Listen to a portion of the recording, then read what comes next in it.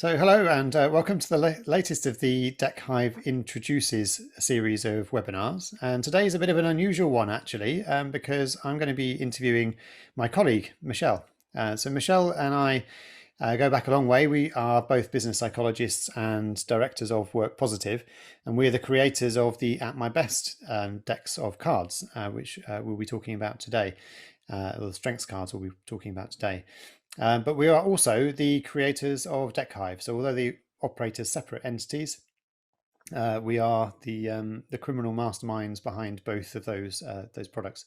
So what we'll do is to try and keep it in line with other Deckhive Introduces webinars that we've run previously. Then I'll do the interview, and Michele will kind of answer the questions, and I'll do my best not to chip in or ask or add anything else to that commentary as we go through. So welcome all of you who have joined us in person, and to those of you who are watching on the recording as well. We're going to aim to take about 45-50 minutes during this session, and we'll give you a bit of a introduction to the At My Best strengths cards, and through that process you'll get a bit of a flavour, if you haven't already, about Deckhive and how that works to use these cards in online sessions. So I think that's probably enough for starters to get us going. But Michele, would you like to say any words of introduction from yourself? I don't think so particularly. As Martin said, I'm going to be sharing the story about My Best today, and Martin may well chip in or certainly answer questions at the end. If you do have any questions, then just put them in the chat or unmute and ask them. It's probably easier if we leave them till the end, but if you put them in the chat, then one of us may well notice as we're going through, and we can sort of answer as and when. Yes, it would be lovely to hear your thoughts and your questions. So do ask away. Fab. Well, thank you. So, well, let's get started. And I guess the focus for our session is the At My Best strengths cards. But how did At My Best, as a brand, as a range of products, how did that come to be? Well, we started At My Best quite a few years ago now, didn't we? It was probably 8+ years ago that we came up with the idea, first of all, for the strengths cards. And we developed At My Best as a separate brand to our consultancy business, Work Positive. So day to day, as some of you will know, Martin and I are delivering consultancy projects for a broad range of organizations. And lots of that work involves working with people either one-to-one in coaching development scenarios, or working with teams or groups of managers and leaders in particular, around a wide range of topics, largely to do with well-being, helping people to be at their best, engagement, performance, and leadership development, I guess, those types of things. And so whilst we were doing our consultancy work, we were looking for tools to be introducing some of the concepts we were talking about. And when it came to strengths work, there wasn't quite the tool out there for what we wanted to do. And so we decided to develop the strengths cards. And that's how At My Best was formed, because we wanted to have a product range that other professionals could be using that weren't tied to Work Positive specifically. And so that was the beginning of it all. Oh, Martin, I can't hear you. You're on mute. Rookie error. I was just asking why was it cards rather than some other kind of tool that we created? Yeah, that's a good question. I mean, we'd already been using cards in what we did, and we really liked cards. They're very flexible. They're quite playful. You can use them in loads of different ways. So they're enjoyable to use, I think, both as a facilitator or coach, and also as a recipient. But it went much broader than that. When we looked to develop the cards, it was, as I mentioned a minute ago, because we wanted a tool to explore the concept of strengths. And we wanted something we could use, individuals could use, and also that we could use in groups. And what we wanted to do was we wanted to help people to articulate what their strengths were, or to share feedback with other people on their strengths. And we essentially wanted people to tell stories around strengths. We'd observed from other work that we'd done, so we'd been using the strengths approach for quite a while, and we'd used some of the questionnaires that are out there, and we'd used other forms of cards with other taxonomies of strength taxonomies. And what we'd observed was First of all, when we were using existing taxonomies, people quite often got caught up on the definitions that were associated with the strengths words. So when we were using cards that had strengths words and definitions on them in training, for example, people were saying, oh, well, the thing is, I'm bullet point 1, but I'm not bullet point 2. So I don't think I can claim that that's one of my strengths. And so the conversation was focusing around those definitions rather than around strengths. So it was taking away from the value of that conversation. So we'd sort of encountered that problem. And we'd also encountered the problem that comes with using questionnaires for this kind of work, because a questionnaire by its very nature is standardized. And so you have, again, the issue of the defined words that people can sometimes trip up on. But we were also finding that the outputs from those questionnaires come as a report. And what happens is then you are given this rank ordering of strengths. And there's something about reports in themselves that you often, as the receiver of them, turn to the professional that asked you to do them and ask for that professional's advice as to how you interpret this report you've been given. You know, please tell me who I am. You're the expert. You inform me as to who I am. And there's something that doesn't quite work for us around that, helping people to really connect with their strengths. But going beyond that, there's also the issue that you then have to rank order the strengths because people have responded, you know, maybe on a 1 to 5 format, and so they come out with this rank ordering. And in our work, when we're working around development, what we really want is we want people to be focusing on strengths.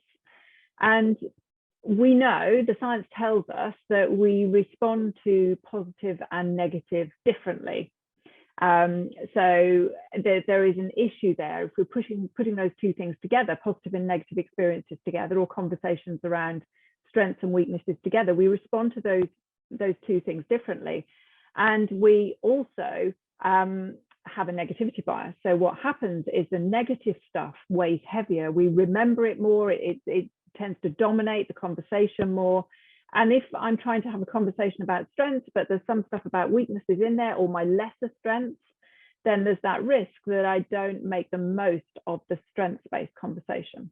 So we were looking to develop a tool that allowed us to have that complete focus on strengths. We could do it through our facilitation. We could just have conversations around strengths, but we wanted a tool that would help to facilitate that further.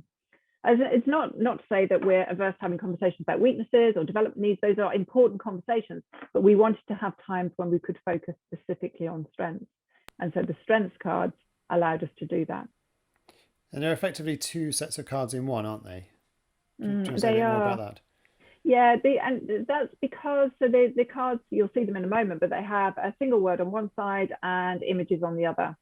And that's because we'd experienced the power of using images in our facilitation work as well. You sort of seem to get somewhere different when people are selecting images. You get sort of more holistic, comprehensive stories when you're asking people to pick an image, for example, that reminds them of a time when they're at their best, and they tell you the story about that.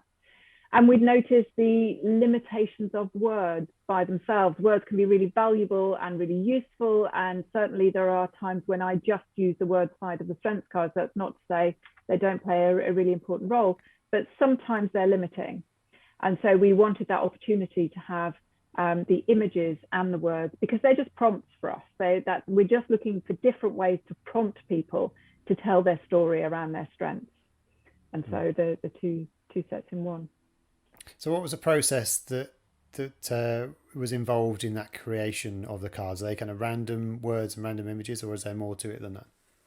No, they're not. We went through a long process, and this is a story we don't often tell, because we don't think it's something that when you're on the receiving end of using the cards is particularly important. The important thing is that they're a set of words and images to prompt your thinking and your conversation. But a lot of thought did go into the words and the images we chose. We started off, to give you a very short version of what happened, we started off by looking at all of the existing taxonomies of strengths and looking at some of the major personality profiling tools. And we came up with a long list of strengths words. It was 180 words that we started out with. And then we went through a process with a team of psychologists of looking at the overlap in those words and sort of whittled it down to a smaller set. You can imagine there was quite a lot of overlap in all of that. And at the same time as doing that, we actually did some general population sampling, asking people for the words they use to describe other people's strengths. We asked them to think about people they knew well and give us 10 words, 10 strengths that they saw in those people. And so we gathered all of this general population data, which we surveyed people in the UK and in India and the US. And we put all of that data alongside all of these words that had come out from looking at the existing tools out there. And we sort of married them up. And the reason for doing the two parts of that process was that ultimately we wanted to end up with a list of everyday words that everybody could understand or would have their own interpretation of. We know quite well that as psychologists, we're very good at making up words and coming up with some quite idiosyncratic language that we tend to use. And again, for us, then there's a bit of an issue around ownership. When people are talking about their strengths, we want them to be using language that they can relate to, rather than trying to learn this new and obscure language that we as psychologists might have decided to develop. So we came up with a list of words, we put them together, and we had about 72 words at that point. And then we went through another process of asking people to use our set of words now to select the strengths they see in those people they know around them. And the data that came out of that, we did some statistical analysis on to look at the words, for example, the words that people always chose together. Then we eliminated one of those words because clearly there was complete overlap. The words that were never chosen, we took out because they're obviously not words that people were using to describe strengths. And we also took out all the words that people always chose because we wanted this to be a set of cards that would help people to work out who they are at their best, what defines them, defines their strengths, how are they different to somebody else in terms of their strengths.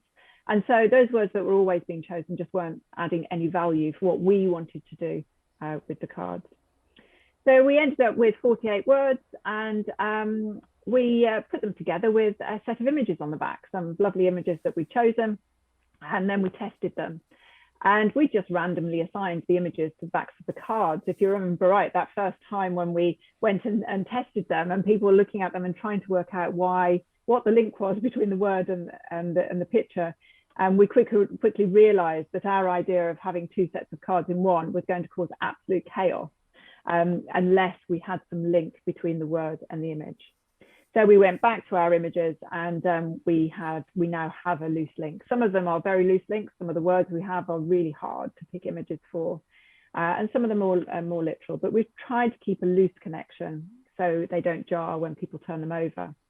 But the word isn't on the side of the picture, is it? Because we want people to be able to interpret those pictures however they like, not necessarily in line with the word. So the cards can absolutely be used as two sets of cards independently of each other. We certainly don't say, well, if you pick that image, you must be the strength on the back. It's the connection is simply there so that they don't jar when people are using them.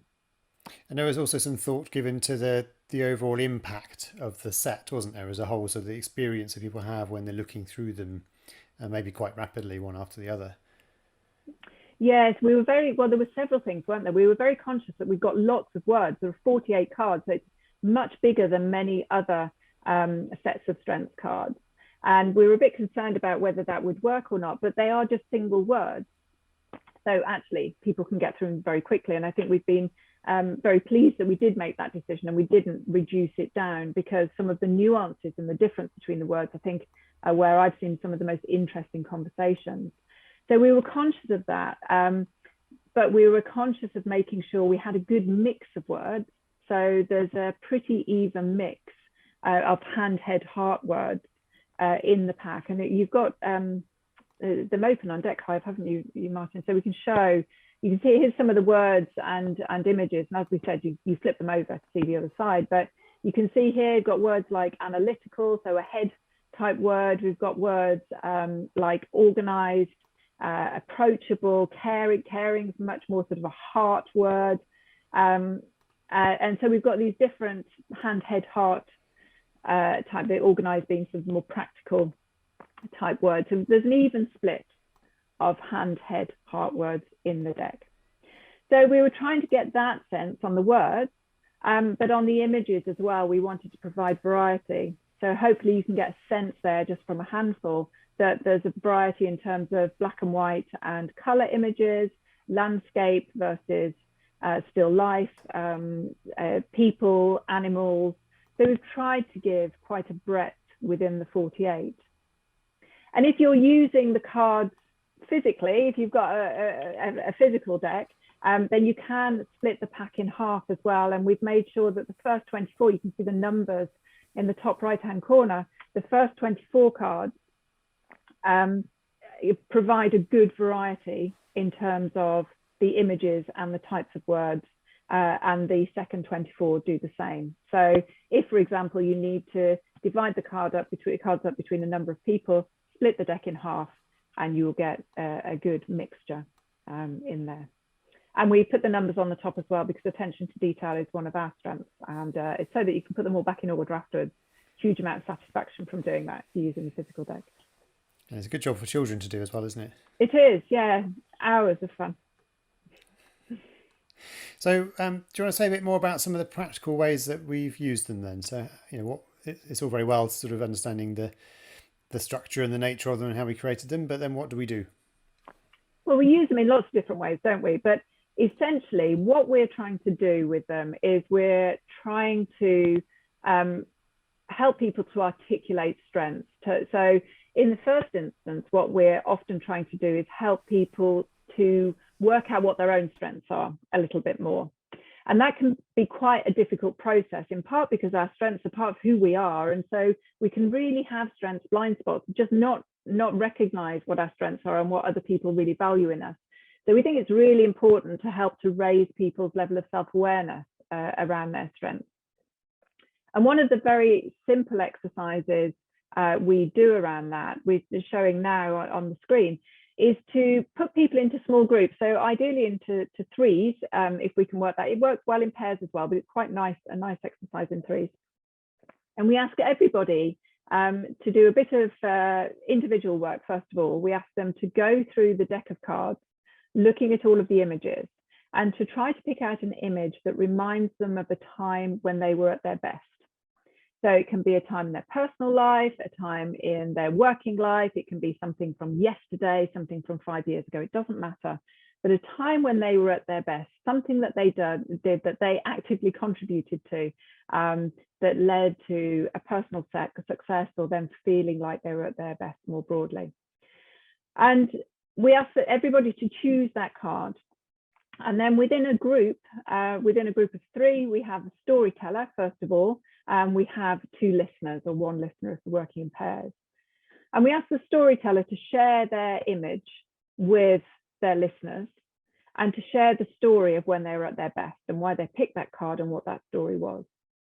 So as I say, that story can be anything they like, but they tell their story, and the listeners are listening to hear the story and hear what it was that person did in that situation or at that time that might have contributed to them being at their best. And essentially the listeners are listening for strengths. And when the story has been shared and maybe the listeners have asked some questions for clarification, then we ask everybody in the group to flip over and look at the word side of the cards and to go through and pick 5 to 8 strengths, words that they heard in that story that individual demonstrated. So strengths that individual demonstrated during that story that they've just shared. And we ask the listeners to choose sets of words, 5 to 8 words, but we also ask the storyteller to choose the strengths that they think they showed as well. And in the online version here on Deckhive, then everybody pulls those words over onto the table. And when everybody's chosen their words, then we invite people to have a conversation about it. So we invite the listeners, first of all, to share the strengths that they've chosen, that they feel that the storyteller demonstrated, and to explain why. So the whole idea here is that the listener is explaining to the story, reflecting back to the storyteller, the strengths that they've heard in that story. And then the storyteller can fill in and share any extra strengths that they felt that they demonstrated.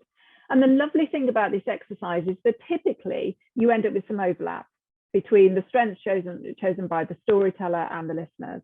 And so that's real validation for the person telling the story about when they're at their best, and the strengths that they show. But often there are additional things that come in there as well, and that's helping to fill in those strengths blind spots that we maybe don't see for ourselves.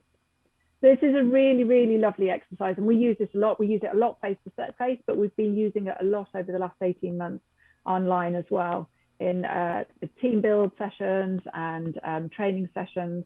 And we're essentially using it to help people to raise their level of self-awareness of their strengths, around self-esteem, self-confidence, great for those kinds of things. But it's also a really useful exercise to use with managers and leaders, just to help them to experience the impact of taking a strengths-based approach. So when you do this kind of exercise, people typically come back feeling very energized, having done it. You big smiles all over the screen when you're working on Zoom. A real sense of validation, a real sort of energy and positive emotion. So it's a really good exercise to help people to better understand the strengths-based approach more generally. And we can use the breakout room facility, can't we, in Zoom to kind of make that process work better in larger groups or medium-sized groups? Yes, definitely. And so in, say, for example, if we've got a group of 12, then we might put people into 4 groups of 3 and send them off to the breakout rooms, and they're using maybe breakout group, rooms 1, 2, 3, and 4, and we send them to the same pages, same tables on Deckhive. So you see those numbers at the bottom. We'll say, well, if you're in breakout group 1, go to table 1. If you're in breakout group 2, and so on. So that can really help, because then everybody's working within their own space, within those small groups, when they're within their breakout groups. And then when you come back, then you can just move, you as the facilitator can just move between the tables to have the conversations, if you're then having a plenary discussion about the conversations that have gone on. Okay, so should we move on to another exercise? Yeah, so another exercise that we use a lot, and any of you who have attended sessions with us before will probably have heard about this exercise, is an exercise that we call quickfire feedback. And the exercise I've just described is around helping individuals to reflect on their own strengths. So yes, they get a little bit of input from other people's observations of the story they tell, but they're essentially choosing their own story about when they're at their best. This exercise is maybe a more traditional type feedback exercise in many ways, but it is entirely strengths-based, and it's a very quick exercise to run. And the idea here is that in a group, you take each member of the group in turn. So you can see here we've started with Mary, and everybody is asked to open up their deck of cards and choose a word, one single strength that is a strength that they really value in Mary. So of course, this works really well in teams and groups that know each other. And it's a really quick way for Mary and all of her colleagues to get lots of feedback from everybody around them on what they really value in them. And this is a brilliant exercise for helping to raise awareness of your own strengths again. So Mary is getting to hear what other people appreciate in her. So it can work really well on the back of the previous exercise that I just described. But it's also a fantastic exercise for strengthening connections in teams. So strengthening team relationships. You can imagine, can't you, that once Mary's had all of this feedback from her colleagues, then she's going to feel great about herself. She's going to feel great about the positive feedback that she's just received from her colleagues, but also it's strengthened their connection with her because they've taken time to think about what they really value in her. And so when we're working through this exercise, as I say, we would take each person in turn. Mary would have her time in the spotlight whilst all her colleagues picked out a word for her, and we'd ask her to pick out one for herself as well. They'd pull them all over onto the table, and then everybody would get just a few seconds to say which word they'd chosen and why. So it isn't just the word that Mary's receiving, she's also receiving a sentence or two about why Mo really values her warmth, or why David really appreciates her focus, or whatever it might be. So she's building up that picture, and then we would quickly move on to Mo or David and sort of work around the group like that. So it's an exercise that works well with probably up to about 8 or so people. We've certainly done it with bigger groups. But you can imagine it does take quite a bit of time. Even though it's a fast exercise, it takes quite a bit of time when you're getting to bigger groups than that. And we've started to, in the last couple of years, experiment with doing this kind of activity with people who don't know each other quite so well as well, don't we? So we initially used it a lot with teams who did know each other very well, which is very powerful. But do you want to say a bit about our experience of pushing ourselves outside our comfort zone and trying it in those kind of less familiar environments? Yeah, definitely. So we, as some of you will know, we run something called our Strengths Masterclass, where people who are interested in using our approach and the cards more frequently come along and join us for a day, and we share the background and some ideas as to how to use the cards and so on. And as part of that day, then we introduce people to this exercise. And we decided it would be a really good opportunity to try out doing this exercise with people who don't know each other, as a way of demonstrating basically how the exercise works. We weren't sure it would work because people we were running this exercise with had known each other for like 2 hours. So it had some time chatting to each other and in small groups and hearing a bit about each other, but knew very little about each other at all. But we really just wanted to demonstrate how the exercise would work practically. But we found that it works exceptionally well, that even having only had very limited amount of time with each other, people can make meaningful contributions to a conversation about what they really value in that person in terms of what they've seen in them to that point. And you can, when you're physically in the room together, you can feel the atmosphere in the room changing as people are making that stronger connection with each other and giving that appreciative feedback. So even in that scenario, it's worked very well, with all the caveats around, of course. You've only just met somebody, it really is very much a first impression, but that can still be very valuable. And there's been times when people have received that feedback at a time when that's really made a difference to them. They've maybe come along to the training not feeling in such a good place for whatever reason. Something happened the day before. We've had a couple of instances of that, and say, you know what, that feedback really came at a really good time for me. And has made a real difference to how I'm feeling about myself right now. So it can really work in that kind of situation as well. You can imagine that then when we took our masterclass online, as we had to last year, we were then concerned that we really couldn't run the exercise, not only when people didn't know each other, but when we were also working virtually. But again, we decided to give it a go, and it works. It works very well. Again, people understand the limitations of the situation you're working in, but are more than able, having had the opportunity to do some small group work with each other, to choose cards that are meaningful and that give a valuable contribution to somebody's perception of themselves and contributing to that whole picture of strength.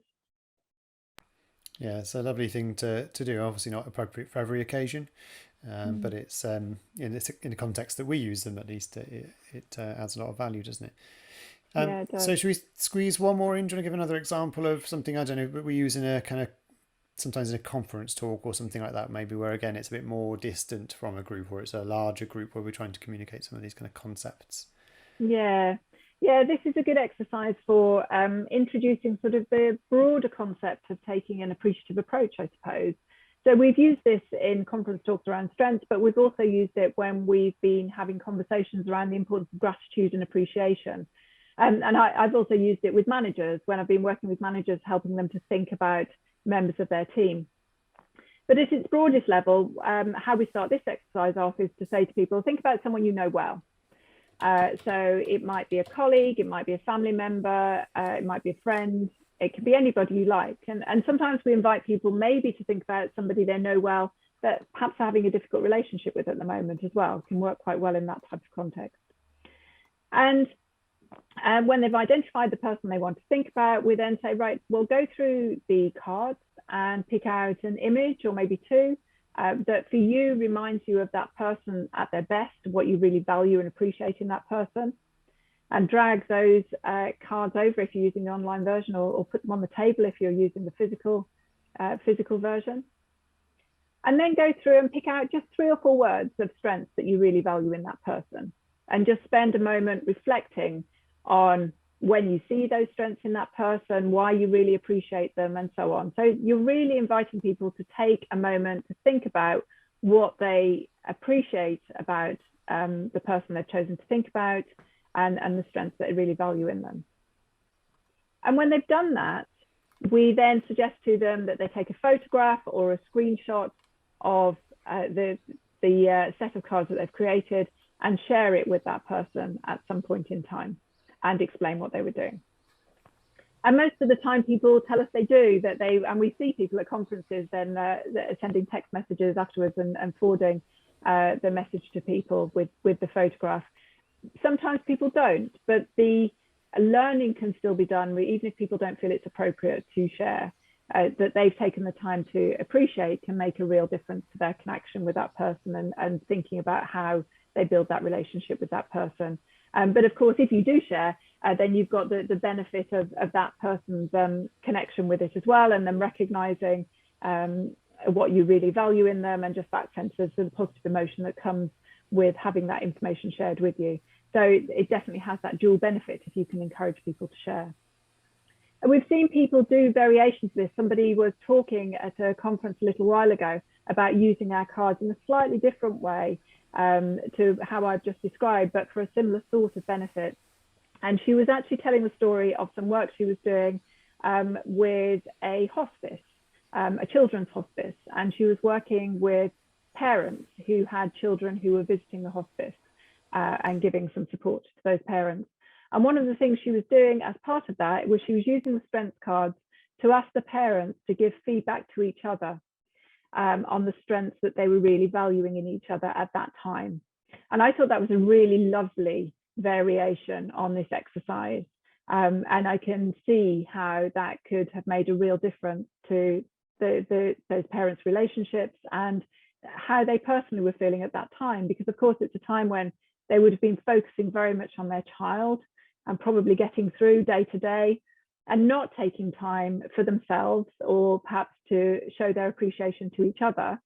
But doing that could make a real difference and to give them to build their resilience and strength at a time when they would really need it. There are lots of different ways in which you can use this kind of exercise to show appreciation, to introduce the concept of appreciation and gratitude, or to be using in a more strengths-based way, like I say, for managers taking it in turns to think about each member of their team, what strengths they see in their team, and then starting to reflect on, so how do I encourage that person to play to their strengths? What am I doing to take a strengths-based approach to my management? So lots of ways of using that. Yeah, thank you. So I'd like to just open it up to questions in the chat. So if anybody wants to put something in the chat, if you've got a burning question, we'll come back to that in a second. Is there anything else, Michele, that you wanted to cover in terms of the cards before I say a bit more about Deckhive and how we've taken the cards online? I don't think so. Is there anything I've missed that I should have included? I don't think so. No, but there's plenty more we could say, I'm sure, but maybe some of that will come up in the questions if there are any questions that come through. So should I say a bit more about Deckhive and how we've moved the cards from that original physical form into what you've seen today on the screen? We have other sessions where we cover this in more detail in terms of the introduction to Deckhive as a platform. So I don't want to go into much detail about that now, but I just simply want to say that as you can see, the strengths cards are available on deckhive.com, along with the other At My Best deck, the Good Question cards, and a number of other decks. I think there are about 16 decks available currently in the library. And Deckhive is a platform that we created on the back of taking our own cards into digital form in the last year. So we had a lot of people get in touch with us back in the springtime last year saying that they use our cards all the time. They find them really helpful in their coaching and their facilitation, and were just after some guidance about how could they best kind of use them now, or any ideas we had about how they could use them when they're now facing the possibility or necessity of working online with their clients. And so that gave us the impetus to create a digital version of the cards, which we did as a prototype form initially very quickly. And we had really good feedback on that tool that we created, but we knew it was very basic. And so We did then sort of evolve that concept and turn it into what is now Deckhive, and a platform for having multiple decks of cards, not just the At My Best decks of cards on them. And the way it works now, we just recently changed the pricing model for Deckhive. So just as of last week, it is now a subscription-based service. And you pay, there is a free plan that gives you access to a number of decks of cards, but doesn't include access to the At My Best cards or the other professionally created decks on the system. But we do have paid plans which allow you to use any of the decks within the library. So as soon as you're on either the starter plan or the unlimited plan, then you can access all the decks in the library and start a session with any of them. So that really opens up the possibilities of trying different things, trying different decks of cards and different exercises online to make that work for you. So we hope that will be a useful resource going forwards. And we are still in beta mode. It's still very new and it's an evolving platform.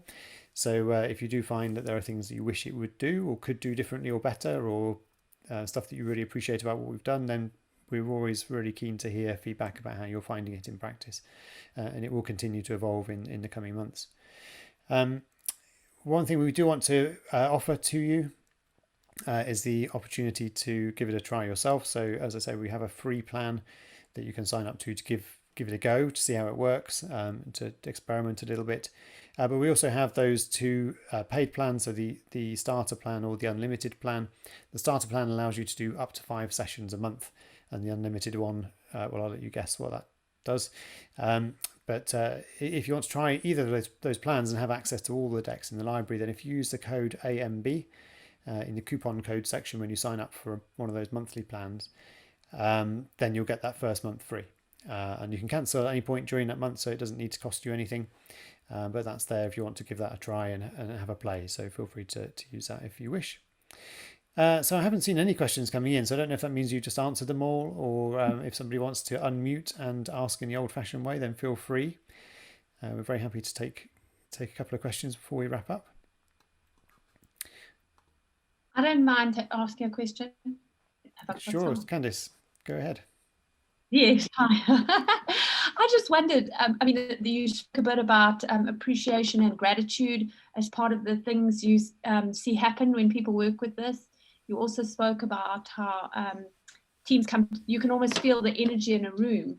What has been like for you when people are using these cards really, that they revert to you with feedback of what the impact is for them? Well, sorry, I lost you a little bit there, Candice, but what's sort of the main thread of feedback that comes back to us in terms of using the cards? Yeah. Yes. I think, that's lots of things. I think people really appreciate having the opportunity to give appreciative feedback to others. So I think when we're working in groups, that sense of connection and strengthening of connection is probably the dominant theme that I'm very aware of when people are talking about strengths, and they talk about just how different it is to have time where they're only focusing on the positive. I said early on that we absolutely don't discount the importance of development needs and weaknesses and having those conversations. It's more that we know that if you put those two things together, there is that disproportionate focus because of our negativity bias, which means that usually what people walk away with is memories of the negative stuff that we've talked about in the development needs. And it's a very different experience to say this time today, we're only talking about strengths. And you do get that sort of ongoing energy, and people really notice that energy and that positive emotion. Would you add anything else to that, Martin? No, partly because I was looking at the questions in the chat, so I wasn't completely listening to everything you're saying, and I don't want to repeat you, so I won't add anything just in case. Yeah, but strengthening of connection and the building of energy, I think. So I just think Barbara's been asking about other exercises that we might use with a group that we've seen work well.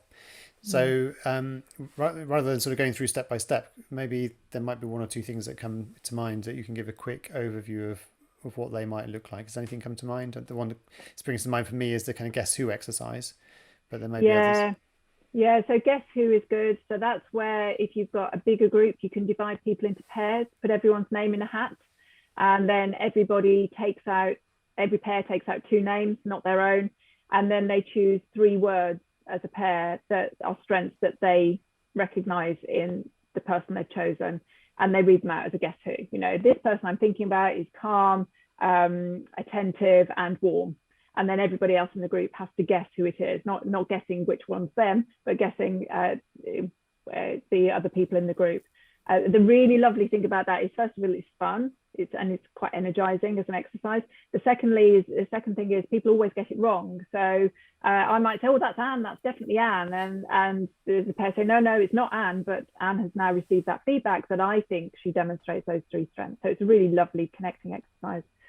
The other one I would say is, if you're looking to look at team strengths, is to put all of the images out on a screen or on a table if you're working face to face, and ask everybody in the team to pick an image that reminds them of the team at its best, and take it in turns to share those stories. And again, great exercise to start a conversation about team strengths. You can then lead that on to talk about individual strengths and how they fit into the team, and so on.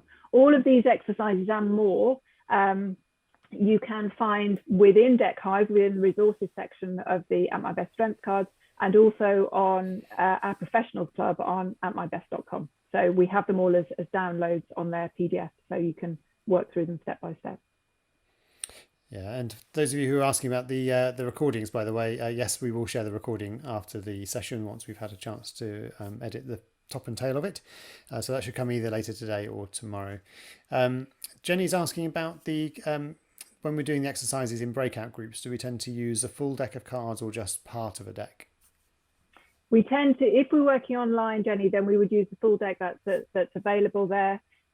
People just choose what they want to work with. So we don't typically find that it's an issue to have the 48 cards. And similarly, face to face, we would always use the full deck and give everybody a full deck to work with. But if we didn't have enough decks to go around, then we would divide the deck in half and give people half a deck each. It depends on the exercise you're doing, but typically that can work just as well. 24 words to choose from, choosing feedback for other people or to identify your own strengths can be plenty to get started with. But the 48 isn't a problem, in that because they're single words, people do flick through them really quickly. Yeah, absolutely. And also the question about the masterclass. So in terms of where we can find more information about that, just best to go to atmybest.com. And you'll find it there in the shop. So, or you can go to atmybest.com/masterclass. I believe that will take you to the right page. So we've got a couple of dates coming up, one in July, I think, and one in September, if I remember rightly. So if you want to go into a bit more detail, there are two 2.5 hour sessions, either on the same day or on consecutive days, depending on the dates that we have in. Okay, so I can see that Graham's added a comment as well, saying, thanks, Michele. We use the strengths cards in groups alongside working with experiential activities. And we ask people to identify strengths that they observed, making sure that they detail what they observed and not just what they think a strengths may be for that person.